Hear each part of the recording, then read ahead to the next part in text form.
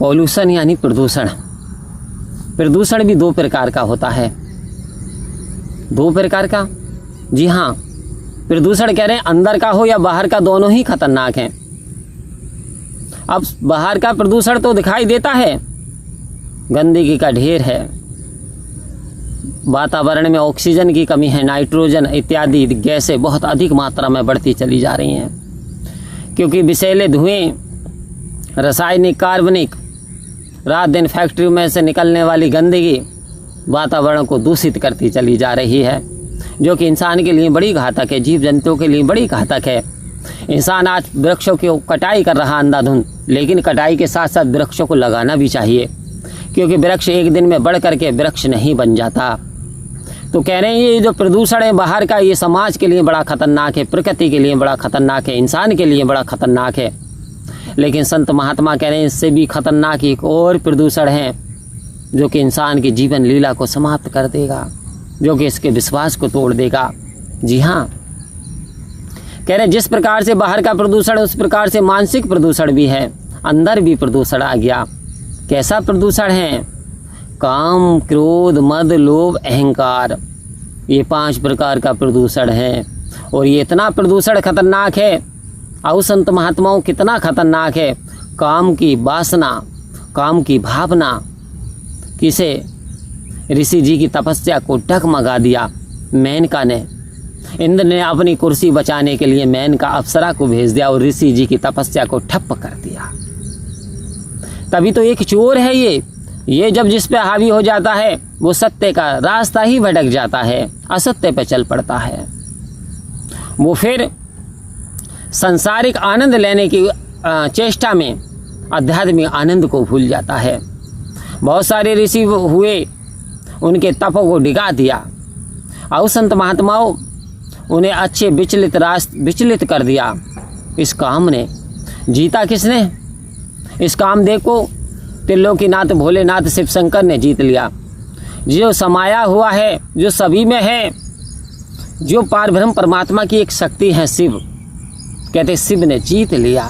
तो क्या शिव जीत सकते? तो आप नहीं जीत सकते, आप भी जीत सकते हैं, परंतु शिव जैसा आचरण करना होगा, परंतु अपने मन को पवित्र करना होगा, दूसरों की भावना के लिए, दूसरों की अच्छाई के लिए, संसार की खातिर के लिए। शिव ने क्या पी लिया? शिव ने विष पी लिया। और संत महात्मा उदाहरण तो हम देते हैं कि शिव तो मदिरा पान करते थे, शिव तो गंजेड़ी थे, शिव तो भांग का ये धतूरा वगैरह ये करते थे। आपने ये बातें कहाँ से सुन लें? परंतु शिव ने तो जहर भी पिया था, तो आप क्यों नहीं जहर पी लेते? आप दुनिया के लिए पीते हैं क्या? और संत महात्माओं वो आदिकाल शक्ति हैं, हमें उनकी अच्छी बातों का अनुसरण करना है। हमें ये सीखना है कि उन्होंने परहित करा, मानवता का कार्य किया, इंसान को बचाने के लिए, इस प्रकृति को बचाने के लिए उन्होंने विष का प्याला पिया, और आज हम इस प्रकृति में जहर घोलते चले जा रहे हैं। ये मनन करने का विषय है। जब ये पेड़ बूटे वृक्ष जीव जंतु नहीं रहेंगे तो इंसान का फिर क्या काम रहेगा इस संसार में? हमें सोचना होगा। तो संत महात्माओं ने कहा भक्ति दिखावे का नाम नहीं है, कि भक्ति लोग अभी ना समझे प्रभु को पाना भक्ति है, और छोड़ के सारे रगड़े झगड़े गुरु रिझाना भक्ति है।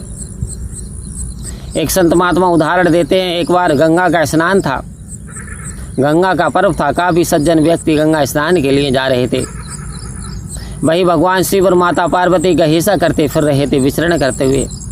अचानक एक दिमाग में एक विचार शिव जी का आया। माता जी कह रही हैं, पार्वती देखो कितने श्रद्धामय भक्त हैं मेरे, जो कि गंगा पवित्र स्नान में डुबकी लगाने जा रहे हैं। आपके भक्त कितने अच्छे हैं, कितने पवित्र हैं, कितने सच्चे हैं।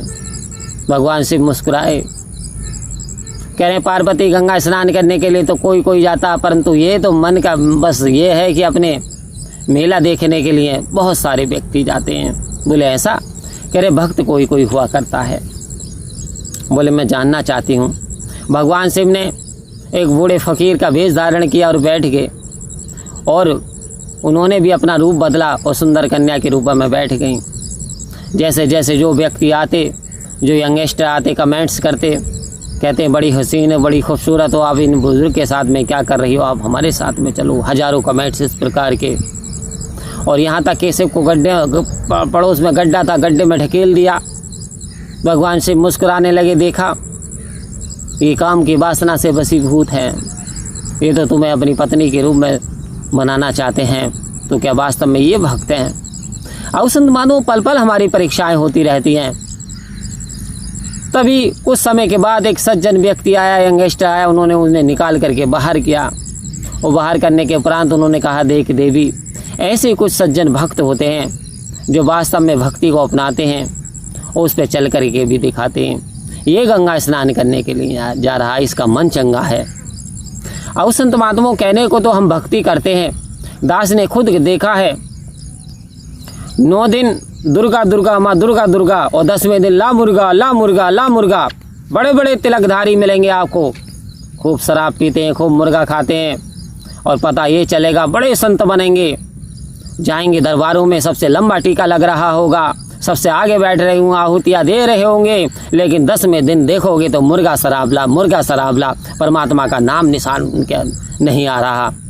तो ऐसी सत्संग करने से, ऐसे भगत जी बनने से कोई लाभ जीवन में मिलने वाला नहीं है। सीधे नरक की योनि में इंसान ऐसा चला जाता है, क्योंकि हमें अंदर और बाहर दोनों के प्रदूषण को मिटाना होगा। यदि बाहर का प्रदूषण खतरनाक है तो अंदर का प्रदूषण भी खतरनाक है, चाहे वो काम का हो, क्रोध का हो, लोभ का हो, अहंकार का हो। अरे ये सब के सब विनाश करने वाले हैं। क्योंकि अहंकार जब रावण को आ गया कि दुनिया में रावण को कुछ ना कमी थी, सभी कुछ था, लेकिन गुरुमत नहीं थी। आओ संत महात्माओं, एक रावण इतना शक्तिशाली, 1 लाख पुत्र 1.25 लाख नाती, ता रावण कर दिया ना बाती। लंका के चौं ओर सी, समुद्र सी कोटी सी खाई, और ता रावण की खबर ना पाई। 1 लाख पुत्र 1.25 लाख पोते होते हुए भी घर में दिया जलाने वाला नहीं बचा। और ऐसे स्थान पर जहाँ कोई पहुँच ना पाए, उसके वंश का नष्ट हो गया। कारण क्या? अहंकार ने। घमंड चूर चूर हो जाता है, अहंकार होता है तो ठेस लग जाती है। तभी तो सदगुरु कह रहे हैं, अहंकार की जगह निरंकार को बसा ले। आओ संत महात्माओं, कि खुद को रब से जोड़ दे, बाकी रब पे छोड़ दे। जब कहीं तुझे ना मिले ठिकाना, तो मेरे सदगुरु के दर पे चले आना, क्योंकि जो काम दबा से हो ना सके, वो काम दुआ से होता है। और जब सच्चा मुर्शद मिलता है तो बात खुदा से होती है। जी हाँ संत महात्माओं, आज मुझे सच्चा मुर्शद यानी ये सदगुरु मिला, जिसने पार ब्रह्म परमात्मा के साक्षात दर्शन करा दिए, जीते जी वैकुंठ धाम में पहुंचा दिया, जीते जी ये नॉलेज करा दी, जीते जी मुझे परमात्मा बना दिया, जीते जी मुझे अहंकार से बचा लिया, जीते जी मुझे दुखों से बचा लिया, जीते जी मुझे मुक्ति दिला दी। ये सतगुरु की मेरी कृपा है। क्योंकि बिन सत्संग विवेक ना होई, राम कृपा बिन सुलभ ना सोई। जब राम की कृपा हुई तो मेरे जीवन में सतगुरु आए। जब मेरे जीवन में सतगुरु आए, मैं सत्संग किया, और जब सत्संग करने के बाद मेरा विवेक जागा, तो मैंने जाना ये संसार मिटने वाला है। ये संसार जो मिट जाएगा एक दिन, ये संसार दिखे जो संसार खड़ा।